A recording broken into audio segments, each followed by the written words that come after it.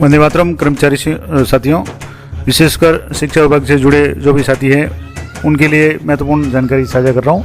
जैसा कि आपको पता है, एमएससीपी के संबंध में कई साथी कई तरह की क्वेरी आ रही है और कई साथियों को क्वेरी है या उनकी जिज्ञासा है कि उनका फिटमेंट 23 साल की या 27 साल की अगर सर्विस हुई है तो L14 पे किस तरीके से होगा। अभी वर्तमान में L13 पे किस पद पे या किस लेवल पे ये काम कर रहे हैं या कितना वेतन मिल रहा है। उसके बाद में L14 में उनको किस वेतनमान पे या मूल वेतन पे फिटमेंट किया जाएगा।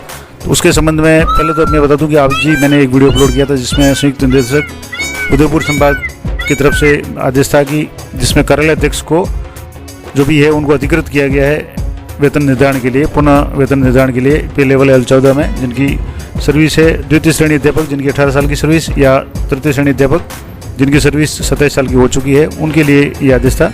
अब कुछ जो आदेश किस तरीके से फॉर्मेट निकलेगा या आदेश क्या होगा या वेतन निर्धारण किस तरीके से होगा, उसका कुछ मैं सैंपल रूप में आपको बता रहा हूँ। जरूरी नहीं कि ये 100% सत्य हो, लेकिन जो भी कार्यालय आदेश निकला है उसी के अनुसार बता रहा हूँ और पूरी कोशिश कर रहा हूँ कि ऑथेंटिक जानकारी हो। फिर भी आप जो भी इस संबंध में जानकार है या कोई भी अकाउंट के साथी है उनसे राय जरूर लें। ये मेरा जो भी वीडियो बनाने का मकसद है वो आपकी सुविधा के लिए है, आपकी जानकारी के लिए है। अगर कोई भी विवाद की स्थिति होती है तो आप कृपया जो भी उच्च अधिकारी या अकाउंट्स से संबंधित जो भी कर्मचारी साथी या जो भी अधिकारी है उनसे संपर्क करें। तो जैसे आदेश निकला या कोई कार्मिक है वो तृतीय श्रेणी अध्यापक पे जिनका प्रथम नियुक्ति थी, अब उनकी जैसे 27 साल की सेवा हो चुकी है तो अब उनका लेवल 2 निर्धारण किस तरीके से होगा पे लेवल का, वो मैं आपको बताऊंगा। तो इसमें आपको एक तो जो आदेश है और इसके लिए सबसे ज़्यादा आपको आवश्यकता पड़ेगी वो 7th पे चार्ट की। 7th पे जो चार्ट है उसके अनुसार ही आपको ये पता चलेगा कि किस कार्मिक का किस जो भी लेवल है या किस मूल वेतन पे इनका फिटमेंट होगा। तो एक उदाहरण से मैं आपको बता रहा हूँ। सबसे पहले जैसे आप देखेंगे तो ये जो उदाहरण है, पहला जो एक है कि अभी जो कर्मचारी है वो व्याख्याता के रूप में मूल जो पद उनका है अध्यापक ग्रेड तृतीय जिनकी जैसे 13/10/1996 की पोस्टिंग है और 2/11/2015 L13 में अभी इनको जो तृतीय ACP स्वीकृत हुई है वो 2015 में हुई है। और उसके बाद में जो वेतन निर्धारण है जैसे 1/4/2023 को अभी जो उनका वर्तमान यानी अब आपको यहाँ देखना है कि एक तो 1/4/2023 को उनको मूल वेतन किया था और 1/7/2023 यानी जुलाई में इंक्रीमेंट लगने के बाद में उनका वर्तमान वेतन क्या है। उसके बाद में ये तो है वर्तमान ACP मिली है, MSCP के अनुसार उनका वेतन किस तरीके से होगा तो वो आपको देखना है। तो सबसे पहले मैं इसी उदाहरण को लेता हूँ कि जैसे मान लो कोई कर्मचारी है जिनका 1/4/2023 को यानी 1 अप्रैल को जुलाई का इंक्रीमेंट लगने से पहले L13 में 77,900 पे इनका जो मूल वेतन था। तो यहाँ जैसे देखेंगे तो L13 है इसमें 77,900 यानी जैसे यहाँ 77,900 का मतलब हो गया, यहाँ इनका जो ये मूल वेतन था 77,900। अब इसके बाद में जुलाई में जब इंक्रीमेंट लगा तो इनका वेतन हो गया 80,200 यानी 80,200 हो गया। मैं आपको दोबारा यहाँ बता दूं कि यहाँ जैसे 80,200 हो गया, लेकिन आपको जो फायदा मिलेगा वो किस तरीके से मिलेगा। तो अब आपको यहाँ से जैसे 1 अप्रैल को L13 की जगह L14 में आपका क्या लेवल आएगा, तो L13 में 77,900 के समकक्ष या उससे अधिक कौन सा है वो आपको देखना है। तो जैसे L13 में 77,900 से आगे वाला देखना है। तो जैसे ये 7th पे चार्ट है, यहाँ L13 है, यहाँ L13 में जैसे ये L13 है 77,900 का मतलब ये हो गया 77,900। अब इसी के समान आपको यहाँ देखना है L14 में, जैसे ये L14 है, ये मैं बता दूं ये L14 है तो इसमें 77,900 यहाँ 77,700 उसके बाद में सीधा 80,000 है। तो 77,900 के बाद में सीधा 80,000 है। तो यहाँ इनका जो हो गया 80,000। अब जैसे यहाँ देखेंगे तो यहाँ हो गया इनका 80,000, जैसे यहाँ 80 हो गया। तो ये इनका जो वेतन था 1/7/2023 को, यानी 1/7/2023 को जो इनका निर्धारण जैसे 80,200 पे हुआ था, अब इनका जो निर्धारण होगा MSCP के द्वारा वो होगा 80 पे। लेकिन उसके बाद में ये 1/4/2023 की बात है, उसके बाद में जो अगला इंक्रीमेंट है वो 1/7/2023 को लगेगा। अब 1/7/2023 को MSCP के अनुसार 80 के आगे का जो भी पद है या जो भी आगे की जो लाइन है यहाँ देखेंगे जो 80, जैसे यहाँ L14 में जाएंगे तो यहाँ L14 में जैसे ये 80,000 है, 80,000 के आगे की जो नेक्स्ट सेल है वो है 82,400। यहाँ 80,000 से आगे की जो सेल है वो 82,400। तो अब यहाँ जैसे इनका जो आदेश है वो 82,400 पे फिटमेंट होगा, यहाँ से जैसे 82,400। तो अभी वर्तमान में जो पुरानी एसीपी से इनको अभी मूल वेतन 80,200 था, अब इसकी जगह हो गया 82,400। तो इनको जैसे 2,200 का फायदा हो गया, 2,200 का फायदा सीधे मूल वेतन में हो रहा है। इसके बाद में जो भी 46% या 48% जो भी डीए 46% प्लस HRA मूल वेतन पे दोनों प्रभावित होंगे, तो वो भी फायदा मिलेगा। और अगला जो इंक्रीमेंट होगा वो 1/7/2024 को होगा। 1/7/2024 को अभी जैसे इनका फिटमेंट है वो 82,400 पे होगा। 82,400 पे होने के बाद में जैसे L14 में 82,400 अभी है, तो यहाँ 82,400 हो गया। और इसके बाद में जुलाई में इनका जो इंक्रीमेंट लगेगा तो 84,900 पे इनका फिटमेंट होगा। तो ये जब अगला फिटमेंट होगा तब होगा। तो कहने का मतलब हो गया कि कोई भी कर्मचारी है उसका फिटमेंट किस तरीके से होगा। तो उसके लिए आपको दो चीज़ें चाहिए कि एक तो पहले तो आपको जैसे 1 अप्रैल 2023 को इनको मूल वेतन किया था, फिर 1 जुलाई 2023 को इंक्रीमेंट के बाद में क्या हुआ, ये तो वर्तमान एसीपी के अनुसार हुआ। एमएसीपी के अनुसार L13 की जगह L14 में फिटमेंट होगा, तो मूल वेतन जो 1 अप्रैल को है वो नया चेंज हो जाएगा, फिर 1 जुलाई को इंक्रीमेंट लगेगा तो इनका है वो 82,400 हो जाएगा। दूसरा उदाहरण मैं आपको जैसे कोई भी एक इनमें से रेंडमली बता देता हूँ, जैसे जो थोड़ा सा अलग हो।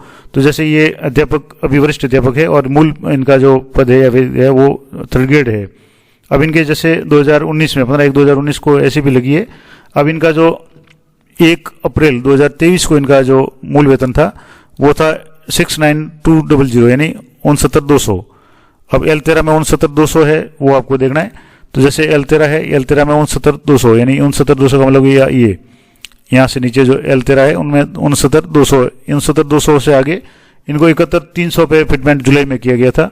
यहाँ से आप देखेंगे तो इनका जुलाई में जो फिटमेंट है वो 71,300 पे किया था, लेकिन ये पुरानी एसीपी में था। अब नई एसीपी में क्या होगा, L13 में 69,200 के आगे कितना है वो देखना पड़ेगा। तो L13 था, L13 में 69,200, इसके अगला 69,200 के आगे यहाँ L14 में 69 के बाद में सीधा 71,100 है, तो यहाँ इनका 71,100 हो जाएगा। तो यहाँ हो गया 71,100। अब 71,100 के बाद में इसका नेक्स्ट जो सेल है, तो इसकी नेक्स्ट जो सेल होगी 71,100 के बाद में नेक्स्ट सेल हो गई 73,200।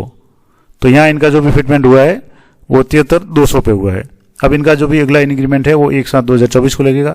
इसके बाद में ये MJACP का जो इंदिराज है वो सेवा बुक में किया जाएगा, सर्विस बुक में किया जाएगा। और 1/4/2023 से जो भी एरियर बनेगा, अब एरियर कैसे बनेगा कि जैसे एक तो ये डिफरेंस हो जाएगा, दूसरा ये डिफरेंस, क्योंकि जुलाई से इनको ये मिल गया। जैसे मान लो पहले उदाहरण की बात करें तो जुलाई से 80,200 मूल वेतन मिल गया है, लेकिन मिलना था 82,400। उसी तरह से 1 अप्रैल को इनको जो वेतन था 77,900 मिल गया था, लेकिन मिलना था 80,000। तो इनका जो भी गैप है वो एरियर के रूप में इनको मिल जाएगा। ये हो गया। अब ऑप्शन देने की बात आई थी, तो ऑप्शन फॉर्म किस तरीके से होगा, तो यहाँ एक तो ये जो आपको एप्लीकेशन लिखनी है जिसमें सेवा में, अब जैसे आप 33 श्रेणी अध्यापक है तो नियुक्ति अधिकारी को लिखनी है। तो नियुक्ति अधिकारी जैसे श्रीमान जिला शिक्षा अधिकारी हो गया, संयुक्त निदेशक हो गया, निदेशक महोदय, जो भी आपके पद है 1st ग्रेड 2nd ग्रेड या 3rd ग्रेड, उसके हिसाब से द्वारा आपके जो भी संस्था प्रधान उनके द्वारा विषय है कि पूर्व में लगी प्रथम द्वितीय या तृतीय एसीपी को वित्त विभाग के दिनांक 6/10/2023 के आदेश के अनुसार मॉडिफाई करने के क्रम में, और ये महोदय, और इसके बाद में आपकी प्रथम नियुक्ति लिखनी है, किस पद पे हुई लिखनी है, और सेवा आपकी 9, 18, 27, 10, 30 जो भी हुई है वो लिखनी है, और कितनी एसीपी लागू हुआ, अभी पे मैट्रिक्स क्या मिला, MACP के अनुसार पे मैट्रिक क्या मिलना चाहिए था, अतः मेरे प्रकरण का परीक्षण करवा करके MACP का आदेश करवाएं। अब हालांकि अभी जो मैंने आदेश बताया था कि जो ज्वाइंट डायरेक्टर है उन्होंने कार्यालय अध्यक्ष को अधिकृत कर दिया है, तो इसमें जो भी एप्लीकेशन आएगी वो आप उसके हिसाब से देख लें। उसके बाद में यहाँ संलग्न क्या करना है, एक तो आपकी जो भी एसीपी लगी है उसके आदेश प्लस MACP का विकल्प चयन पत्र देना है। उसके बाद में आपका नाम, पद नाम जो भी है, कार्यालय का नाम वगैरह वो भरना है। अब जो विकल्प पत्र है वो कैसा होगा, MACP का जो विकल्प पत्र होगा तो वो ऑप्शन फॉर्म है, ये इस तरीके का होगा। फॉर्म ऑफ ऑप्शन है for modified ACP scheme under the sub rule 6 FD notification, ये जो भी है 6/10/2023 का, इसमें आई यानी जो आपका नाम लिखना है, hereby elect that the modified ACP scheme will effect from 1 April 2023 and I आपको अपना नाम लिखना है, hereby elect to continue the existing ACP scheme. अगर आप पुरानी ACP स्कीम चाहते हैं तो आपको इस पर क्लिक करना है या ये लागू हो जाएगा, और अगर नहीं मॉडिफाइड में आप भाग लेना चाहते हैं या आप मॉडिफाई कराना चाहते हैं तो आपको ये सिलेक्ट करना है। तो दोनों में से आपको विकल्प देना है, ऑप्शन देना है। फर्स्ट चॉइस है आपके जैसे मॉडिफाइड ACP की, सेकंड है आपके नॉर्मल जो एग्जिस्टिंग ACP की जो वर्तमान में चल रहा है उसकी। तो दोनों में से जो भी आपके लागू होता है वो आपको करना है, और उसके बाद में आपको यहाँ अपना नाम, डेजिग्नेशन वगैरह वो लिखना है।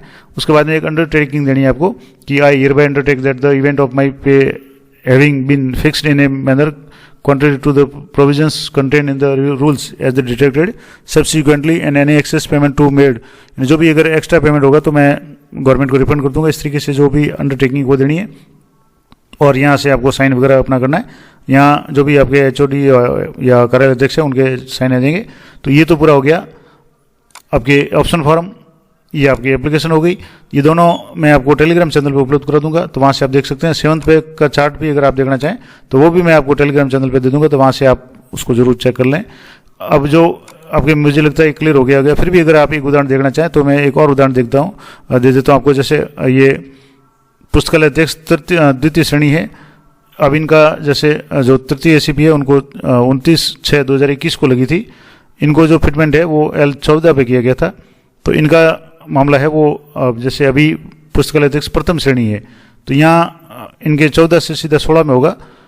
तो ये आप अपने हिसाब से देख लें कि जैसे आप तृतीय श्रेणी अध्यापक है या जिस ग्रेड में है और किस जैसे मान लो अभी जो सर्विस है वो कितने साल की हो गई है। अगर मान लो 30 साल की सर्विस है तो उसका भी फर्क पड़ेगा। तो आप ये मैंने जो भी बताया है वो उदाहरण के लिए बताया, और खास करके जो तृतीय श्रेणी अध्यापक है उनके लिए किस तरीके से एसीपी का जो पेमेंट वगैरह मिलेगा वो प्रोसेस पूरे मैंने बताया। अब इसमें अगर आपके कुछ भी अगर कन्फ्यूजन है तो कृपया अपने जो भी उच्च अधिकारी या खास करके जो अकाउंट से संबंधित जानकार लोग हैं उनसे एक बार परामर्श जरूर लें। मेरा जो प्रयास है वो आपको सिर्फ जानकारी देना है। तो इसी तरह की जानकारी के लिए चैनल पर बने रहें। मिलते हैं नेक्स्ट वीडियो में, तब तक जय हिंद, जय भारत।